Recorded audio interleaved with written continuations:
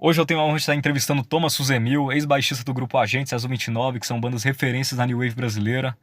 Thomas, obrigado por estar aqui conversando comigo e eu quero saber como é que foi seu início na música, como é que você começou a tocar. Olá, Patrick. Aqui é o Thomas. Eu vi que você estava perguntando como que eu comecei com a música. Eu, na verdade, o meu irmão, a turma da escola, eu já mexia com violão desde os 12 anos de idade. E com 14 eu acabei, junto com os amigos, a gente formou uma banda que teve uma apresentação única e essa banda chamava Thanatos.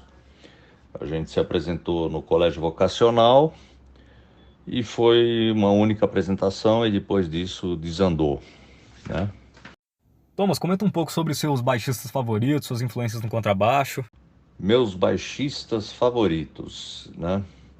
Tem vários caras que eu curto muito. Eu gostava muito do Ken, do Horga Tsukai, do Mick Karn, do Japan e outros mil, né? Eu não sou muito slapeiro, mas eu sempre gostei de guitarristas criativos. Como que começou o seu convívio com o pessoal do Azul e do Agentes? Eu estava ensaiando com o cunhado do Thomas Bielefeld e o Amarante, Eduardo Amarante, estava ensaiando. Ele tocava com a gente lá também de vez em quando e ele estava começando a namorar uma história de Azul 29 com o Thomas, tá? Foi quando eles me convidaram e daí a gente começou a ensaiar. Foram mais ou menos uns 6 meses de ensaio de fim de semana. E até que o pessoal do Napalm, a Fernanda e o dono, que eu não lembro o nome, convidaram a gente para fazer um show lá de abertura, é a abertura da casa, né? E foi super lotado, foi cheio, foi uma galera. Era ali embaixo da ponte da Praça da Roosevelt, ali embaixo, era um mocó na General Osório, acho. E foi muito legal. Como é que foi a sua entrada ali no Agentes e como foi o primeiro show? O primeiro show com a gente, na verdade, era o segundo show, porque eles tinham um outro baixista que acho que acabou adoecendo, e me chamaram para o segundo. O segundo show foi no Carbono 14, que foi interessante porque a gente acabou fazendo uma cortina de plástico na frente do palco e as pessoas elas não enxergavam direito porque a luz era fraca. Aí de repente eles começaram a arrancar o plástico. Foi realmente uma situação engraçada e legal. Eu tinha uma afinidade grande com o Eduardo, né? E aí que eu conheci o Kodiak, o Miguel, o Elias. Eu tive contato com eles, né? Eu tenho contato até hoje com o Miguel, o Elias pouco e o Kodiak quase nada, né? Porque ele se recolheu do mundo, né?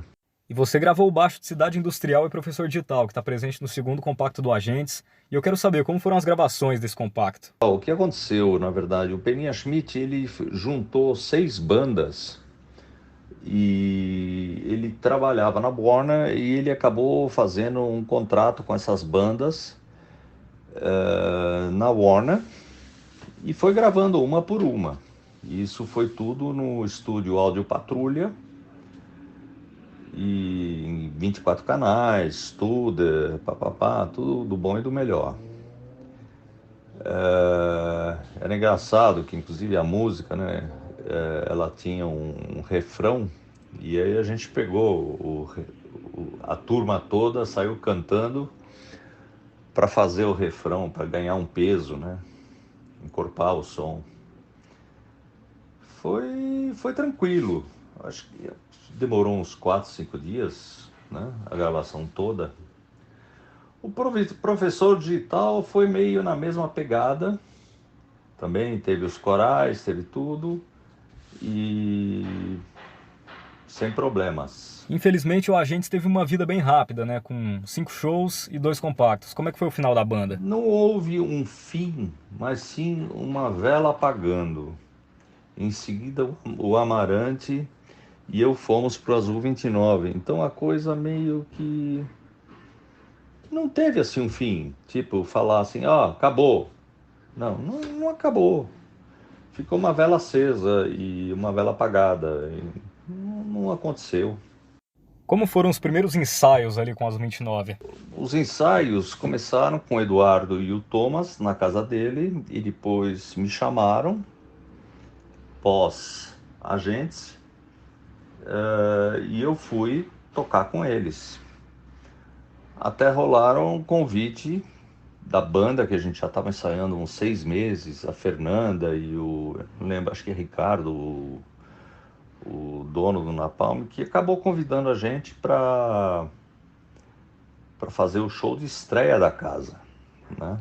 Nós estreamos a casa. Foi muito legal, a casa estava lotada, estava muita gente e foi um puta sucesso, né? Agentes e Azul 29 são bandas referências na New Wave brasileira, mas eu quero saber se o Azul 29 teve alguma influência do Agentes. Eu acho que é difícil dizer não, né?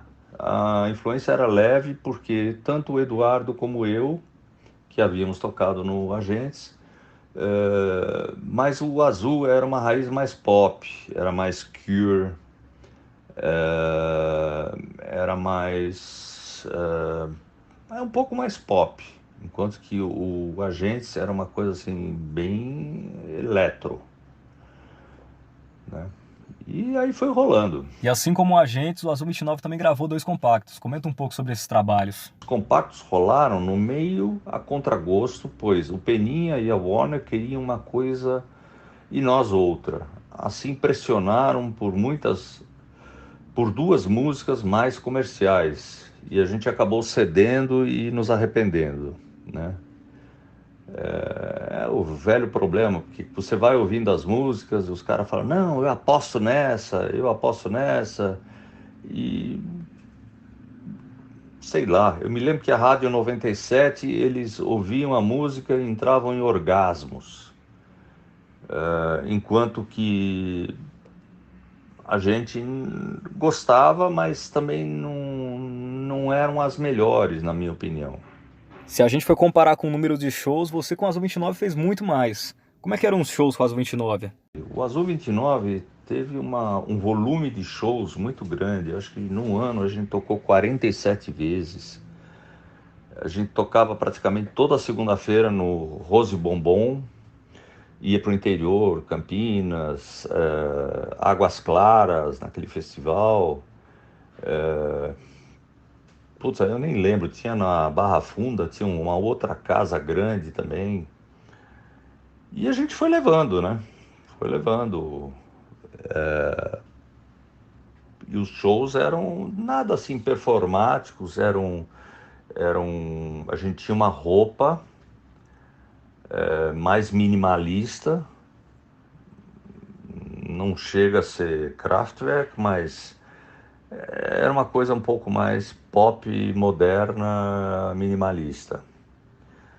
E é isso, a gente tinha uma carteira cativa lá no Rose Bombom, tocava direto, o Ângelo gostava muito da banda e tocamos direto. O Azul 29 também teve uma vida bem curta. Como é que foi o final do Azul 29? Bom, o fim da banda foi meio que uma saturação pela quantidade de shows. O Thomas Cantor, ele trabalhava na Volkswagen como gerente do RH, então ele, ficava até 4, 5 horas da manhã carregando caixa, som, teclado, e às 7 ele tinha que trabalhar em São Bernardo. Tínhamos uma postura não muito comercial e isso complicava um pouco, porque o Thomas, ele tinha, na verdade, uma dicção das palavras um pouco mais agressivas, talvez, ou diferentes, Então não eram tão comerciais, sei lá, que nem o Ira, Sonífera Ilha, o caramba. Então a gente tinha realmente esse conflito e eu acho que isso dificultou, na verdade, a gente deslanchar um pouco.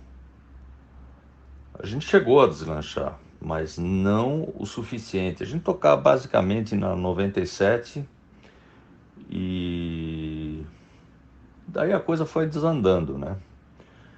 O Amarante, depois de um certo momento, recebeu um convite para tocar no Zero e aí a coisa meio que desandou, né? Tentamos fazer um Azul 29 número 2, que a princípio era só o Thomas Bielefeld e eu, que a gente tinha uns teclados, eu tinha comprado uma mesa de som, umas caixas, tudo, tinha comprado todo um equipamento novo, então era um som completamente diferente. E a gente levou isso um bom tempo, depois o Eduardo se juntou um baterista, juntou um tecladista, e a gente estava praticamente, o Fripp também, Giuseppe Fripp, grande guitarrista também, fez parte. E aí chegou uma hora que, puta, o tecladista decidiu sair fora, porque era muita coisa para ele, porque ele tinha as obrigações dele, e aí desandou, né? Desandou o... A gente gravou, existe inclusive um que a gente tinha gravado os ensaios, e existe inclusive um CD remixado pelo... Não, como é que era o nome dele? Esqueci agora o nome dele. Caramba, deu branco. Enfim, a gente remixou com um cara profissional, o cara remixou, deu uma ajeitada, porque foi tudo gravado meio com gravador, e algumas com Revox, outras com, sei lá. E aí deu, e existe esse disco. Existia inclusive a ideia de lançar esse disco. Eu não sei o que aconteceu, porque com a morte do Thomas e do Eduardo, a coisa ficou na gaveta. A coisa ficou na gaveta, eu teria que, na verdade, conversar com a Eveline, que é a esposa do Thomas, teria que conversar com todo mundo, o Malcolm, para ver se a gente tem vontade de, se elas concordam também, de a gente lançar esse som. E, bom, basicamente isso, né? A gente tentou lançar esse Azul 29.2, mas aí esbarrou, né, também um pouco. Thomas e eu, a gente ensaiava durante a semana, tipo 7, 8 horas, ele vinha da Volkswagen e a gente ficava tocando até 11 horas, coisa assim. Qual instrumento você usava tanto no Agentes quanto no Azul 29? Eu, com o instrumento, eu troquei basicamente muito tempo com o Fender Jazz Bass. E aí o braço do meu Fender começou a empenar, começou a dar problema, papapá. E eu inventei, comprei um Steinberger, que eu tenho aquele que não tem cabeça, né? Não tem cravelha, e até hoje eu toco com ele. Ele tem um som maravilhoso.